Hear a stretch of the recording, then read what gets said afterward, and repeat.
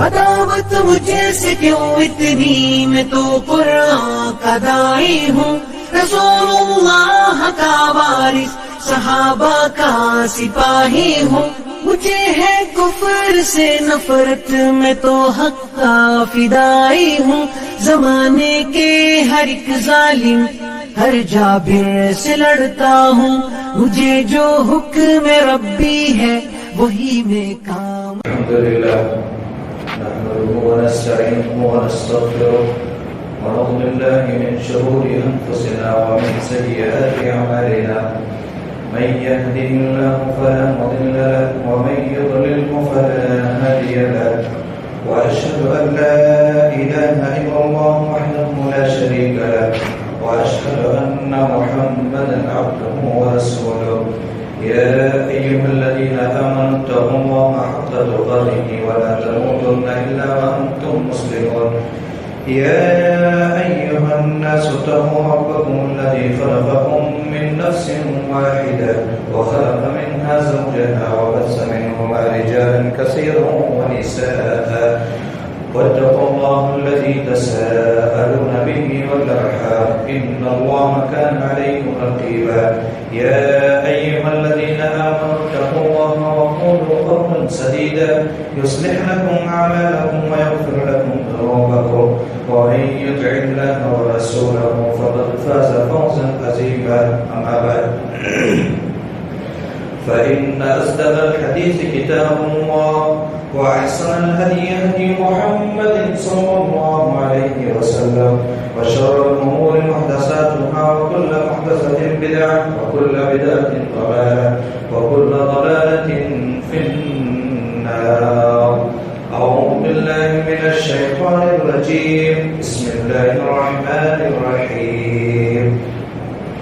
وقال ربكم ادعوني استجب لكم ان الذين يستكبرون عن عبادتي سيدخلون جهنم داخرين.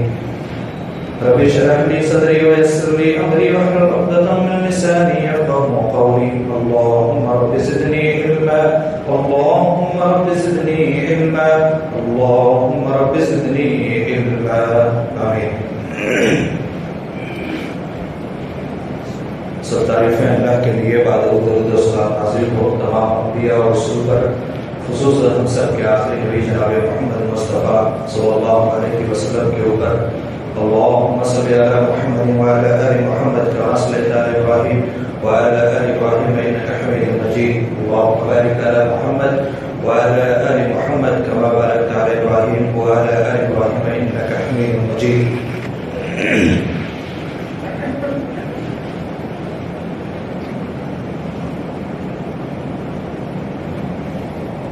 ہر انسان کسی نہ کسی کا محتاج ہے، یا یوں کہہ رہے ہیں کہ ہر مخلوق جسے اللہ رب العالمین نے پیدا فرمایا ہے کسی نہ کسی کا محتاج ہے، ضرورت مند ہے۔ پیدائش سے لے کر کے مرنے تک وہ محتاج ہے۔ پیدا ہوتا ہے تو داعیہ کا محتاج،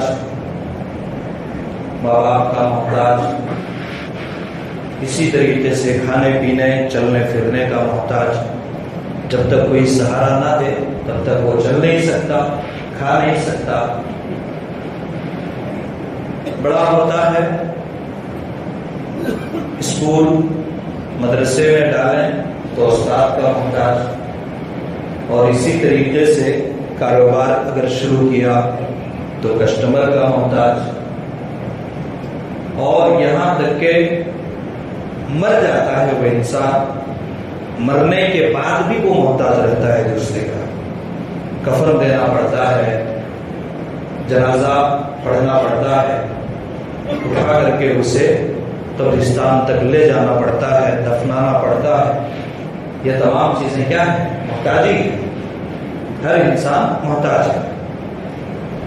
کوئی بھی ایسی ذات دنیا کے اندر نہیں ہے جو محتاج نہ ہو۔ عام انسان تو عام انسان، بڑے بڑے پیغمبر، اولیاء اور بڑے بڑے اللہ والے بھی محتاج ہیں، بڑے بڑے اللہ والے بھی محتاج ہیں سب کے۔ ظاہر سی بات ہے جب وہ محتاج ہے وہ انسان، اور دنیا کی جتنی مخلوق ہے سب محتاج ہے، تو وہ مانگے گا کس سے؟ بھائی کسی کوئی محتاج ہو، یعنی کوئی محتاج نہ ہو کسی چیز کا، اسی سے مانگیں گے نا۔ جب سب یہاں پر محتاج ہے، سب فقیر ہیں، تو مانگیں گے کس سے؟ دنیا میں سمجھ میں آتا ہے اس سے کہ کوئی کسی سے مانگنے کے لائق نہیں ہے، محتاج نہیں ہے، وہ صرف ایک ذات ہے، اور وہ کون ہے؟ رب العالمین کی ذات۔ اللہ رب العالمین نے قرآن کریم کے اندر ارشاد فرمایا، یا ایھا الناس انتم الفقراء واللہ هو الغنی الحمید۔ اے لوگو تم سب کے سب محتاج ہو، تم سب کے سب فقیر ہو، انتم الفقراء، تم سب کے سب محتاج ہو، واللہ هو الغنی الحمید، وہ اللہ کی ذات ہے جو بے نیاز ہے، کسی کا محتاج نہیں ہے۔ وہ اللہ کی ذات ہے جو بے نیاز ہے، کسی کا محتاج نہیں ہے، سب کچھ اس کے پاس ہے، سب کچھ اس کے پاس ہے، اس کے سب محتاج ہیں، وہ کسی کا محتاج نہیں ہے۔ وَاللَّهُ هُوَ الْغَنِيُّ الْحَمِيدُ، وہ تمام خوبیاں اپنے اندر رکھتا ہے، اللہ رب العالمین کی ذات ہے۔ تو اس آیت سے پتا چلا کہ محتاج نہیں ہے، غنی صرف ایک ذات ہے، اور وہ اللہ رب العالمین کی ذات ہے۔ دنیا کے اندر کوئی غنی نہیں ہے، دنیا کے اندر کوئی ایسا انسان نہیں ہے جو محتاج نہیں ہے۔ یہی وجہ ہے اللہ رب العالمین نے فرمایا کہ جب تم سب محتاج ہو، میں غنی ہوں، تو مجھ سے مانگو۔ وَقَالَ رَبُّكُمْ ادْعُونِي أَسْتَجِبْ لَكُمْ، اور تمہارے رب نے کہہ دیا، اور تمہارے رب نے یہ حکم صادر فرما دیا کہ تم مجھ سے مانگو، میں تمہاری دعاؤں کو قبول کروں گا، میں تمہیں عطا کروں گا۔ وَقَالَ رَبُّكُمْ ادْعُونِي أَسْتَجِبْ لَكُمْ، میری طرف آؤ، مانگو مجھ سے، گڑ گڑاؤ مجھ سے، رو، میں تمہیں عطا کروں گا، میں تمہیں دوں گا، تمہاری دعاؤں کو قبول کروں گا۔ اور کیا فرمایا؟ ان الذين يستكبرون عن عبادتي سيدخلون جهنم داخرين۔ اللہ اکبر۔ کون ہے دنیا کا ایسا مالک، کون ہے دنیا کا ایسا داتا جو اپنی طرف خود بلا کر کے کہے کہ مجھ سے مانگو میں تمہیں دوں گا؟ ایک بات یاد رکھیے، ذرا غور سے ان باتوں کو سنیے، بڑی اہم باتیں ہیں۔ دنیا میں کسی سے مانگیں گے نا، دنیا میں کسی سے آپ مانگیں گے تو وہ ناراض ہوتا ہے، ایک بار مانگیں گے تو دے دیں گے، دوسری بار اگر آپ نے ہاتھ پھیلا دیا تو ناک منہ چڑھائے گا، تیسری بار اگر آپ نے ہاتھ پھیلا دیا، کوئی سوال کر دیا تو وہ مارنے پر آ جائے گا، غصہ ہو جاتا ہے۔ دنیا والوں سے آپ مانگیں تو غصہ ہوتا ہے، وہ رب العالمین کی ذات ہے جس سے نہ مانگو تو غصہ ہوتا ہے۔ وہ رب العالمین کی ذات ایسی ذات ہے جس سے نہ مانگو تو غصہ ہوتا ہے اور ناراض ہوتا ہے۔ کیا فرمایا؟ مجھ سے مانگو، وقال ربکم ادعونی استجب لکم، مجھ سے مانگو میں تمہاری دعا کو قبول کروں گا۔ نہ مانگنے پر کیا کہا؟ ان الذین یستکبرون عن عبادتی سیدخلون جہنم داخرین، بے شک جو لوگ میری عبادت سے منہ پھیرتے ہیں، عبادی سیدخلون جہنم داخرین، عبادت یہاں دعا اصل دعا ہے، عبادت کہا گیا ہے دعا کو، اور پوری عبادتیں آپ دیکھیں گے تو دعا ہی ہے سب۔ نماز پوری مکمل دعا، صبح اٹھو تو دعا، صبح شام کو لیٹو تو دعا، چلو پھرو تو دعا، ہر چیز میں، حج کرو تو دعا، ہر چیز میں دعا ہی ہے، اصل عبادت دعا ہی ہے۔ اسی لیے اللہ رب العالمین نے کہا ان الذین یستکبرون ان عبادتی، بے شک جو میری عبادت یعنی مجھ سے مانگنے سے منہ پھیرتے ہیں، تکبر اختیار کرتے ہیں، سیدخلون جہنم داخرین، اللہ کو اتنا غصہ آتا ہے ایسے انسان پر، اللہ رب العالمین کو اتنا غصہ، اتنا ناراض ہوتا ہے اللہ، سیدخلون جہنم داخرین، ہم ایسے لوگوں کو عنقریب جہنم کے اندر داخل کر دیں گے۔ اللہ، کون ہے دنیا کا، کون ہے دنیا کا ایسا انسان جو اتنی بڑی بات کہے؟ میرے بھائیوں، مانگنا سیکھو اپنے رب سے۔ یہی وجہ ہے تمام انبیاء کرام کی سیرت کا آپ مطالعہ کریں گے، تمام انبیاء کرام کی زندگی کا آپ مطالعہ کریں گے تو تمام انبیاء کرام ہر مصیبت یا ہر خوشی یا کسی بھی موقع پر ہو تو صرف اور صرف اللہ رب العالمین کی ذات کو پکارا ہے، صرف اور صرف اللہ رب العالمین کی ذات کو پکارا ہے۔ بہت ساری چیزیں کا بیان نہیں کرنے کا وقت نہیں ہے، ایک دو چیزیں مثال کے طور پر بیان کر کے اپنی بات ختم کروں میں انشاءاللہ۔ تمام انبیاء کرام کی زندگی کو آپ دیکھیں گے۔ چلیے، بنی اسرائیل کے سب سے بڑے پیغمبر، بنی اسرائیل کے سب سے بڑے پیغمبر معلوم ہے کون ہے؟ حضرت موسیٰ علیہ السلام۔ اس سے بڑا پیغمبر اس امت کے اندر نہیں آیا۔ سب سے بڑا عالم، طاقت میں سب سے زیادہ، سمجھداری میں سب سے بڑے، اللہ اکبر، اتنے بڑے پیغمبر، اس سے بڑھ کر کے بنی اسرائیل میں، حالانکہ سارے پیغمبر کہاں ہیں؟ بنی اسرائیل کے اندر آئے، لیکن موسیٰ علیہ السلام سے بڑھ کر کے کوئی نہیں۔ طاقت میں اتنی طاقتور اللہ، اتنے طاقت، اور اسی طریقے سے اتنی سمجھداری، جگہ جگہ پر پورے قرآن کریم کے اندر آپ مطالعہ کریں گے، پڑھیں گے نا تو اللہ رب العالمین نے سب سے زیادہ موسیٰ علیہ السلام کا نام لیا ہے قرآن کے اندر، سب سے زیادہ موسیٰ علیہ السلام کا نام لیا ہے، اور بنی اسرائیل کا تذکرہ کیا ہے۔ بنی اسرائیل کا تذکرہ کیوں کیا؟ موسیٰ علیہ السلام کا نام قرآن نے کیوں لیا؟ معلوم ہے؟ اس پر غور کیا ہے آپ نے کبھی؟ اللہ اکبر۔ بنی اسرائیل کا نام قرآن کے اندر بار بار اس لیے لیا گیا ہے کہ بنی اسرائیل اس دنیا کی سب سے بڑی امت ہے، سب سے بڑی امت، اور فضیلت ساری چیزیں پیغمبر اسی میں آئے، تمام فضیلت تمام چیزیں اسی امت کے اندر آئے۔ اللہ اکبر۔ اس امت کی فضیلت سے بڑھ کر کے محمد صلی اللہ علیہ وسلم کی امت کو دکھانا تھا اللہ کو، اس کے مقابل میں محمد رسول اللہ صلی اللہ علیہ وسلم کی امت کو مقابل میں لانا تھا نا اللہ کو۔ بنی اسرائیل کے بعد کون آئے؟ جناب محمد رسول اللہ صلی اللہ علیہ وسلم کی امت، اسی لیے بار بار ان کا تذکرہ کر کے امت محمدیہ کی فضیلت قرآن کریم کے اندر بیان کیا گیا۔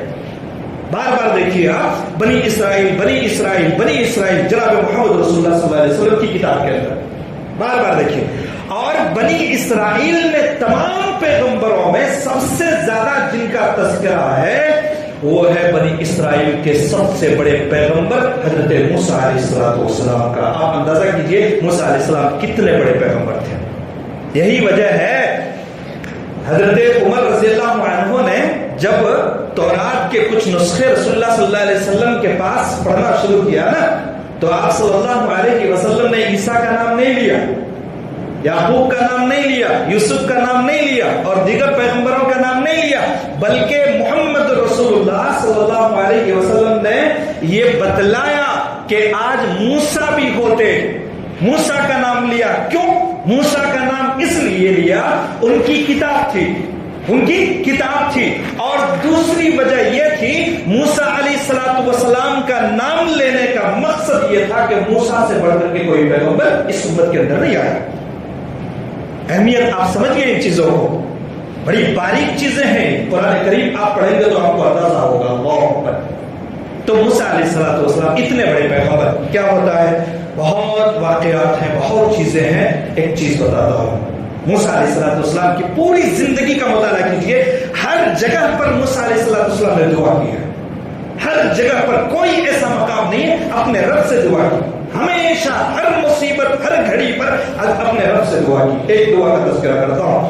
موسیٰ علیہ السلام کو جب پتا چلا مصر کے اندر فرعون اور ان کے ساتھیوں نے اور وہاں کے سردار جو تھے، بڑے بڑے متکبر جو تھے، کافر، ان لوگوں نے موسیٰ علیہ السلام کو مار ڈالنے کا پلان بنایا، ختم کرنے کا پلان بنایا موسیٰ علیہ السلام کو، یا پھر قید کرنے کا پلان بنایا موسیٰ علیہ السلام کو۔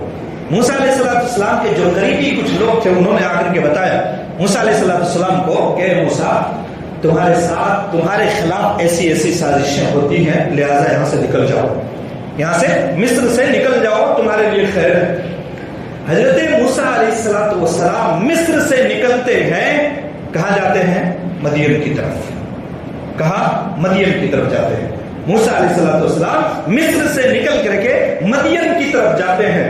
اللہ اکبر، اتنا بڑا پیغمبر، اتنے بڑے نبی، لیکن کچھ بھی ہاتھ میں نہیں ہے موسیٰ علیہ السلام کی، کچھ بھی نہیں، خالی کھانے کے لیے کچھ بھی نہیں، صرف جسم بدن کے اوپر جو کپڑے تھے اسی کپڑے میں نکل گئے۔ مدین میں پہنچے موسیٰ علیہ السلام، ایک درخت کے نیچے جا کر کے بیٹھ گئے۔ موسیٰ علیہ السلام ایک درخت کے نیچے سائے میں جا کر کے بیٹھ گئے۔ سائے میں بیٹھے تو کیا ہوا؟ کچھ لمحہ گزرا، کچھ وقت گزرا تو مدین کے چرواہے، وہاں کی بکریاں، مدین کے پیغمبر کون ہے معلوم ہے؟ حضرت شعیب علیہ السلام۔ شعیب علیہ السلام، مدین کے کچھ نوجوان، کچھ لوگ اپنی بکریوں کو، اپنے جانوروں کو لے کر کے اس درخت کے پاس ایک کنواں تھا، وہاں پر ان کو جانوروں کو پانی پلانے کے لیے لے جاتے تھے۔ موسیٰ علیہ السلام وہاں بیٹھے تھے، قریب میں بیٹھ کر کے یہ منظر دیکھ رہے تھے۔ سارے نوجوان آتے ہیں، مرد حضرات جتنے ہیں، جو لوگ تھے، سب اپنے جانوروں کو پانی پلا کر کے چلے جاتے تھے واپس۔ قریب میں بازو میں کچھ دور دو لڑکیاں کھڑی تھی، کچھ دور دو لڑکیاں کھڑی تھیں اپنے جانوروں کو پانی پلانے کے انتظار میں کہ یہ لوگ چلے جائیں یا یہ لوگ یہاں سے ہٹ جائیں تو ہم اپنے جانوروں کو پانی پلائیں گے۔ لیکن ایک وجہ یہ بھی تھی، پانی یہ بھی نہیں پلا پا رہی تھی یہ لڑکیاں، اس کی وجہ یہ بھی تھی، اس کنویں کے اوپر، منہ کے اوپر ایک ڈھکن تھا، بھاری بھرکم تھا، جو اٹھا نہیں سکتی تھی، اس لیے یہ کھڑی ہو کر کے انتظار کرتی تھی کس طریقے سے سوچ میں پڑی ہوئی تھی۔ یہ کون تھی معلوم ہے؟ شعیب علیہ السلام کی دو بیٹیاں تھیں، شعیب علیہ السلام کی دو بیٹیاں تھیں۔ حضرت موسیٰ علیہ السلام نے دیکھا، بہت دیر تک دیکھا، دیکھتے دیکھتے کیا ہوا؟ موسیٰ علیہ السلام کو ویسے ہی اللہ نے خدا داد طاقت سے نوازا تھا، وہی موسیٰ ہیں، اتنی طاقت جنہوں نے اللہ اکبر موت کے فرشتے کو گھسا مار دیا تھا۔ موت کے فرشتے کو بھی اتنی طاقت موسیٰ کو اللہ نے دیا ہے، موت کے فرشتے کو بھی مار کر کے ان کی آنکھ کو پھوڑ دیا۔ حضرت موسیٰ علیہ السلام کیا کرتے ہیں؟ دیکھا دیکھتے دیکھتے گئے اور جا کر کے یوں ہی اپنی طاقت کا استعمال کیا اور ڈھکن کو اٹھایا اور ان دونوں لڑکیوں کے جانور جو تھے ان کو پانی پلایا، اور پھر وہ لڑکیاں اپنے گھر کو، موسیٰ علیہ السلام پھر آ کر کے اپنے درخت کے سائے میں آ کر کے بیٹھ گئے۔ اللہ رب العالمین نے قرآن کریم کے اندر نقشہ کھینچا ہے، اللہ اکبر، دل دہل جاتا ہے، کتنی پیاری آیت ہے، آپ اندازہ کیجیے۔ اللہ رب العالمین نے فرمایا فَسَقَى لَهُمَا ثُمَّ تَوَلَّى إِلَى الظِّلِّ فَقَالَ رَبِّ إِنِّي لِمَا أَنزَلْتَ إِلَيَّ مِنْ خَيْرٍ فَقِيرٌ۔ اللہ آئے، پلا کر کے پانی کو، اس کے بعد آ کر کے پھر سے اس سائے کے اوپر بیٹھے، اس درخت کے نیچے حضرت موسیٰ علیہ السلام بیٹھے، اور بیٹھنے کے بعد کیا کہتے ہیں معلوم ہے؟ اب سب چلے گئے، اللہ اکبر، فقال رب انی لما انزلت الی من خیر فقیر۔ اے میرے پروردگار، اے میرے رب، میں اس درخت کے نیچے بیٹھا ہوا ہوں، تیرے آسمان کی طرف سے، تیری طرف سے جتنا خیر، جتنی نعمتیں نازل ہوتی ہیں نا، ان تمام نعمتوں کا میں محتاج ہوں، میں فقیر ہوں، ان تمام بھلائیوں کا میں فقیر ہوں، اللہ مجھے نواز دے۔ کھانا نہیں، پینا نہیں، گھر نہیں، مکان نہیں، کچھ، اتنا بڑا پیغمبر اپنی امت کا، اس کے پاس کچھ بھی نہیں ہے، صرف جسم کے اندر کپڑے ہیں، نہ کھانے کو، نہ پینے کو، نہ رہنے کو، نہ سونے کو، نہ بستر، نہ مکان، نہ بیڈ، نہ کچھ۔ اللہ اکبر، وہاں پر اللہ رب العالمین کو پکارا اور کہا فقال رب انی لما انزلت الی من خیر فقیر۔ اللہ، تیری نعمتوں کا میں محتاج ہوں، تو اگر اپنی اپنی نعمتوں سے نواز نہیں دیتا ہے تو مجھے کوئی اور راستہ نہیں ملے گا. میری فقیری میری محتاجی کوئی دور کرنے والا نہیں ہے. اللہ. تو میرے بھائیوں اس سے پتا چلا کیا ہوا, دعا قبول کی اللہ رب العالمین نے, اور دعا قبول کی تو اس کا نتیجہ کیا ہوا معلوم ہے؟ فوراً جیسے ادھر دعا کی نا ادھر شعیب علیہ السلام کے دل کے اندر اللہ رب العالمین نے ڈالا, اپنی ان دونوں بچیوں کو بھیجا, جاؤ بلا کر کے لاؤ اس نوجوان کو, لے کر کے آئے, دعا قبول ہوئی, اللہ رب العالمین نے دعا قبول کی. شعیب علیہ السلام نے اپنے گھر کے اندر کام میں رکھ لیا. شعیب علیہ السلام نے موسیٰ علیہ السلام کو اپنے گھر کے اندر کام میں رکھا, اور ساتھ میں کچھ دنوں کے بعد اپنی ایک بیٹی سے شادی بھی کرا دی. تو دعا کا نتیجہ کیا ہوا؟ نوکری بھی ملی اور ساتھ میں اپنی بیٹی سے شعیب علیہ السلام نے نکاح بھی کر دیا. یہ دعا کا نتیجہ. دعا بہت بڑی چیز ہے میرے بھائی. اللہ رب العالمین کو پکارتے رہیے, ہمیشہ مانتے رہیے. بے شمار واقعات موسیٰ علیہ السلام اور اسی طریقے سے انبیاء کرام کے ہیں. ہمیشہ اپنے رب سے مانگیے, ورنہ نہیں مانگیں گے نا ان الذین یستکبرون عن عبادتی سیدخلون جہنم داخرین. ڈرنا چاہیے اللہ سے, کہیں ہمارا نافرمانوں میں شمار نہ ہو جائے ہمارا نام. مانگتے رہیے ہمیشہ. رب العالمین وہ دے رہا ہے تو ہمیں مانگنے میں کیا پریشانی, وہ دے رہا ہے تو ہمیں مانگنے میں کیا پریشانی ہے. اچھا ایک چیز بولتا ہوں, دعا ہم یوں ہی مانگ لیتے ہیں, دعا ہم یوں ہی مانگ لیتے ہیں. اگر آپ چاہتے ہیں نا کہ ہماری دعا ہماری فریاد اللہ رب العالمین قبول کرے, ہماری دعا قبول کرے, ہماری فریاد کو اللہ رب العالمین سنے, تو اس کے لیے کیا ضروری ہے معلوم ہے؟ اللہ اکبر. اللہ رب العالمین ایک جگہ فرمایا آپ صلی اللہ علیہ وسلم نے, اظہار الافتقار الی اللہ. دعا اگر چاہتے ہیں آپ کہ ہماری دعا اللہ سنے تو اس کے لیے ہے اظہار الافتقار الی اللہ. مطلب کیا ہے؟ عاجزی, انکساری, اپنے آپ کو جھکا دیجیے اللہ کے سامنے. تمام چیزیں چھوڑ کر کے, تکبر نہیں, غرور نہیں, گھمنڈ نہیں, کچھ بھی نہیں, اپنے آپ کو غلام بندہ بنا کر کے پیش کیجیے رب العالمین کے سامنے. اپنی آنکھیں جھکا دیجیے, اپنے دل کو جھکا دیجیے, اور آپ خود جھک جائیے رب العالمین کے سامنے. اللہ رب العالمین قبول کرے گا. اظہار الافتقار الی اللہ, اللہ کے سامنے اپنے آپ کو عاجزی اور انکساری کے ساتھ پیش کیجیے. آج ہماری دعا کی حالت کیا ہے؟ اللہ اکبر. ہم دعا کرتے ہیں, ہاتھ ادھر پھیلتا ہے, ہماری نگاہیں آسمانوں کی طرف, دیواروں کی طرف, پنکھے چل رہے ہیں نہیں چل رہے ہیں, لائٹ جل رہی ہے نہیں جل رہی ہے, کہاں کون کیا ہے. اللہ اکبر. بعض وقت بڑی ہنسی بھی آتی ہے, بڑا تعجب بھی ہوتا ہے, دعا ادھر کر رہے ہیں ادھر دیکھ رہے ہیں, نہ ہمارا دل, نہ ہمارا ذہن, نہ ہماری آنکھ, نہ ہمارا بدن, نہ ہمارا جسم جھکتا ہے اللہ کے سامنے. اللہ کیسے قبول کرے گا؟ اللہ کیسے قبول کرے گا؟ اللہ کے سامنے اپنے آپ کو بالکل پیش کر دیجئے. اللہ میں تیرا غلام, تو میرا رب, میں تیرا غلام, تو میرا رب ہے. ایک چیز دیکھیے, حضرت یونس علیہ السلام, یونس علیہ السلام کی دعا بڑی مشہور ہے, اور ہر دعا کے اندر استعمال کیجیے اس کو. قبولیت کے شرائط میں سے شرط ہے کہ یونس علیہ السلام کی دعا کو مانگے ہر انسان. یونس علیہ السلام اپنی قوم سے ناراض ہو کر کے آئے, وَظَنُّونِ إِذْ ذَهَبَ مُغَاضِبًا فَظَنَّ أَن لَّن نَّقْدِرَ عَلَيْهِ فَنَادَىٰ فِي الظُّلُمَاتِ أَن لَّا إِلَٰهَ إِلَّا أَنتَ سُبْحَانَكَ إِنِّي كُنتُ مِنَ الظَّالِمِينَ. یونس علیہ السلام اپنی قوم سے ناراض ہو کر کے آئے, سمندر کے اندر گئے. کہاں گئے؟ سمندر کے اندر. سمندر کے اندر جانے کے بعد اللہ اکبر ایک نقطہ میں پیش کرتا ہوں. یونس علیہ السلام سمندر کے اندر گئے, کتنی تاریکی تھی معلوم ہے؟ سمندر کی گہرائی, سمندر کی تاریکی, پانی کے اندر گئے تاریکی. اسی طریقے سے اللہ کی قدرت کو سمجھ گئے. یہاں پر یونس علیہ السلام ناراض ہو کر کے آئے, سمندر کے اندر گئے, سمندر کی تاریکی, رات کی تاریکی, اور اس کے ساتھ ساتھ مچھلی کے پیٹ کے اندر تاریکی در تاریکی. 3 تاریکیاں حضرت یونس علیہ السلام کو نصیب ہوئی تھی.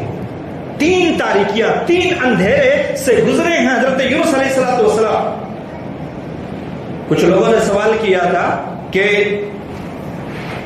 دنیا کے اندر ہی زندہ کون سا ایسا انسان ہے جنہوں نے اپنی قبر میں سواری کی ہے؟ یہی حضرت یونس علیہ السلام. حضرت یونس علیہ السلام وہاں مچھلی کے پیٹ کے اندر چلے گئے نا، تو وہ مچھلی کا پیٹ جو ہے نا وہ یونس علیہ السلام کے لیے قبر بنا دی گئی. پڑھیے آپ، بہت باریکی چیزیں ہیں، یہ قرآن کریم پڑھیں گے تو آپ کو اندازہ ہوگا. تو 3 تاریکیوں کے اندر گئے. کون؟ مچھلی کے پیٹ کے اندر ایک تاریکی، رات کی تاریکی، اور ساتھ میں سمندر کی گہرائی، پانی کی تاریکی. ایک حقیقت معلوم ہے آپ کو، انسان پیدا ہوتا ہے نا تو 3 تاریکیوں سے گزرتا ہے. انسان پیدا ہوتا ہے نا تو 3 تاریکیوں سے گزرتا ہے انسان. ماں کا پیٹ کی تاریکی، اس کے بعد مادر رحم یہ ایک تاریکی، اور ایک تاریکی کیا ہے؟ بچہ جب پیدا ہوتا ہے نا، بچے کے اوپر دیکھیے ایک قبر کی طرح رہتا ہے، باریک سا، ایک قبر کی طرح رہتا ہے، باریک سا. یہ تاریکی ہے. 3 تاریکیوں سے گزر کر کے اللہ رب العالمین انسان کو پیدا کرتا ہے. واللہ رب العالمین سبحان اللہ و بحمدہ سبحان اللہ العظیم. تاریکی در تاریکی کے اندر ہم بڑی سی بڑی چیز کو بناتے ہیں تو ہمیں روشنی چاہیے، ہے نا؟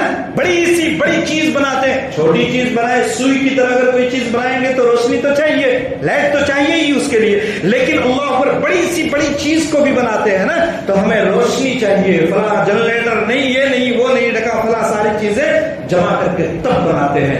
اور رب العالمین کی ذات کیسی ذات ہے، اندھیرے میں خوبصورت شکل بنا دیتا ہے.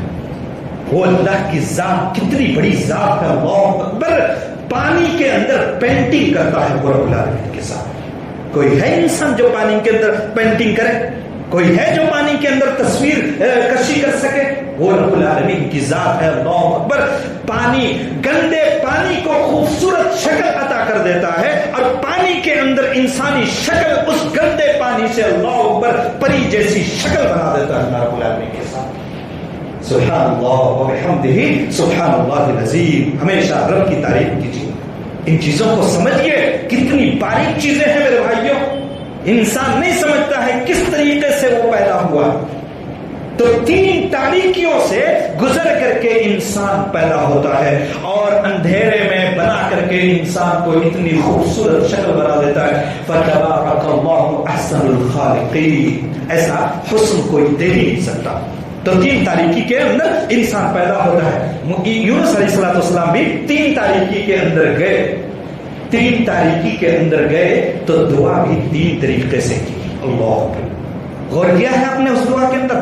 دعا کیا ہے؟ لا الہ الا انت سبحانک انی کنت من الظالمین. یونس علیہ السلام نے دعا بھی کی تو 3 دعائیں کی، اور 3 چیزوں کا سہارا لیا اللہ رب العالمین سے. کس طریقے سے کہا؟ لا الہ الا انت سبحانک انی کنت من الظالمین. لا الہ، سب سے پہلے اللہ رب العالمین کی تعریف، توحید، وحدانیت کو بیان کیا. اللہ تو ہی معبود ہے، تیرے علاوہ کوئی اور معبود نہیں. لا الہ الا اللہ، کوئی اور عبادت کے لائق نہیں ہے تیرے علاوہ. تیرے علاوہ کوئی اور نہیں ہے جس سے مانگا جائے، تیرے علاوہ کوئی اور نہیں ہے جس کو پکارا جائے، تیرے علاوہ کوئی اور نہیں ہے جو ہماری سنے گا، تیرے علاوہ کوئی اور نہیں ہے جس سے مدد طلب کی جائے. تو سب سے پہلے توحید کا سہارا لیا، اور دوسری چیز کیا بیان کی معلوم ہے؟ الا انت سبحانک. اور اس کے بعد توحید کو بیان کرنے کے بعد رب کی تعریف بیان کی. رب کی تعریف بیان کی. تو پاک ہے، تو سبحان ہے، تو پاک ہے، تو صاف ہے. اور اس کے بعد تیسری چیز کا جو سہارا لیا نا، ابھی میں نے کہا نا، اظہار الافتخار الی اللہ، یعنی اپنے آپ کو عاجزی، انکساری اور تمام چیزوں کو پیش کر دو تو اللہ رب العالمین قبول کرتا ہے. اسی چیز کا سہارا اور اسی چیز کو بیان کرتے ہوئے کیا کہا؟ لا الہ الا انت سبحانک انی کنت من الظالمین. اللہ، میں نے اپنے اوپر ظلم کیا ہے، میں نے خود ظلم کیا ہے.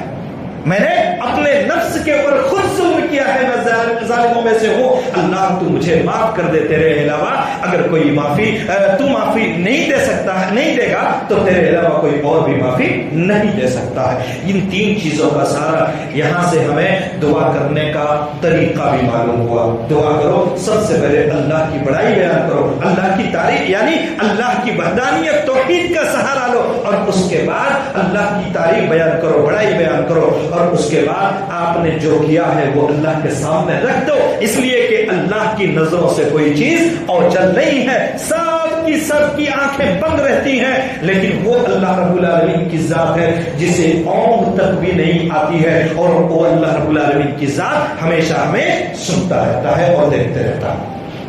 تو یہ طریقہ ہے دعا مانگنے کا۔ اچھا ایک چیز اور میں بولتا ہوں، اس کے بعد اپنی بات ختم کرتا ہوں انشاءاللہ۔ حضرت انسان جب بڑی عمر کو پہنچ جاتا ہے نا تو مایوس ہو جاتا ہے۔ اللہ کی ذات کیا ہے آپ سمجھو، اور دعا کتنی بڑی چیز ہے آپ سمجھو۔ انسان بڑی عمر کو پہنچ جاتا ہے، بال سفید ہو جاتے ہیں، جوانی بھی ختم ہو گئی، بچہ پیدا کرنے کی عمر بھی چلی گئی، تو وہ انسان اب سمجھتا ہے کہ کون ہے، کہاں سے بچہ پیدا ہو سکتا، سب کچھ ختم ہو گیا۔ حضرت زکریا علیہ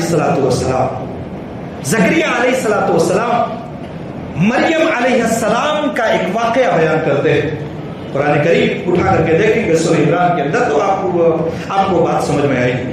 مریم علیہ السلام کے کمرے میں گئے زکریا علیہ السلام، تو کیا دیکھتے ہیں، بے موسم پھل ان کے کمرے میں پڑے ہوئے، فروٹس کچھ تھے جو ان کے کمرے میں پڑے ہوئے تھے، کوئی موسم بھی نہیں تھا، اور مریم ایسی تھی جو اپنے کمرے سے باہر بھی نہیں جاتی تھی۔ اللہ اکبر۔ زکریا نے فوراً پوچھا، مریم یہ کہاں سے آیا، مریم یہ کہاں سے آیا۔ اللہ اکبر۔ ایک نقطہ یہاں پر مفسرین نے بیان کیا ہے، اپنی بیٹیوں سے سوال کرو جب ان کے ہاتھ میں ایسی چیز دیکھو جو تم نے نہیں دیا ہے، اپنی بیٹیوں سے سوال کرو، پوچھو ان سے یہ چیز کہاں سے آئی۔